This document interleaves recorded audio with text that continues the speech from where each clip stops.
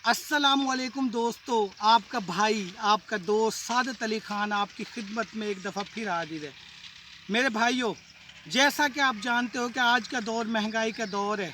हर चीज़ को आग लग गई है, कीमतों को पर लग गए हैं।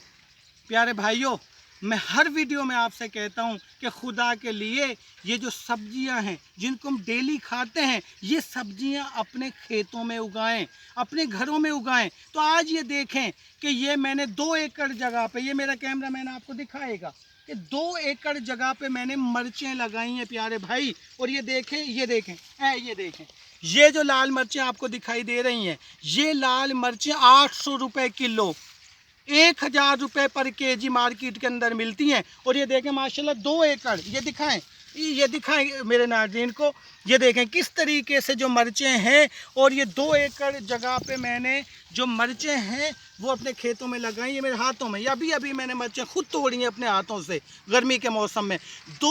ये 2 एकड़ किले पे मिर्चें लगी हैं। तो प्यारे भाइयों, इस तरीके से मिर्चें लगाओ। ये मिर्चें अब खुद भी यानी कि इस्तेमाल करो, अपने पड़ोसियों को भी दो, और अगर मिर्चें ज़्यादा हैं तो ये मार्केट में सेल भी करो, और सेल करके जरे मुबादला कमाओ।